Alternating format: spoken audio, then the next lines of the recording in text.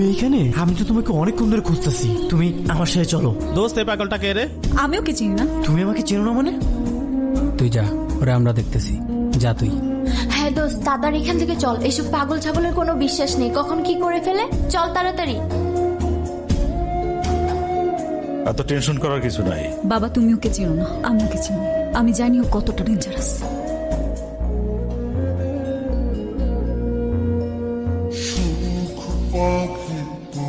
তোমাকে কিছু বলার ছিল। কিসের এত ভাব তোমার? কি মনে করো তুমি নিজেকে? তোমার কি ধারণা আমার পিছনে ছেলেরা ঘুরে না? আমার পিছনেও ছেলেরা ঘুরে, কিন্তু আমি ঘুরি তোমার পেছনে। তোমাকে কি আমি বলেছি আমার পিছনে ঘুরতে? ঘটনা কখনকার? আমার মেয়ে ডিনার করে রুমে চলে গেছে, একটু পরে গিয়ে দেখি সে আর নাই। আগামীকাল সকালে এসে থানায় একটা চিঠি করেছেন। কতদিন ধরে তোর পিছে ঘুরতেছি, পাত্তাই দিতেছিস না। তুমি আমাকে বাঁচালে কেন? তুমি কি আমাকে ভালোবাসো? তোমার জায়গায় অন্য কেউ থাকলে আমি তাকেও বাঁচাই। আমার চোখের দিকে তাকিয়ে সত্যি করে বলো তো, তুমি কি আমাকে একটুও ভালোবাসো না? হ্যাঁ বাসি তো। পার্কে বসে তোমার সাথে বাদাম খেতে হবে, হাত ধরাধরি করতে হবে, ক্যাম্পাসে সবার সামনে লুতুপুতু করতে হবে।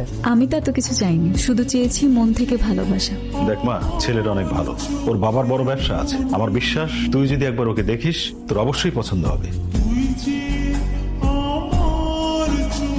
বাবা তো ঠিকই বলেছে, ছেলেটা সত্যিই অনেক হ্যান্ডসাম।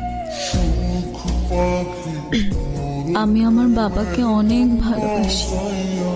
বাবাই আমার সবকিছু। আচ্ছা কি হয়েছে? তোমার বাবা কি অসুস্থ? বাবা আমার বিয়ে ঠিক করে ফেলেছে। আমি বাবাকে তোমার কথা বলেছি, বাবা কোনোভাবেই রাজি হয়নি। বাবা আমাকে বলেছে সেই ছেলেকে বিয়ে করতে হবে।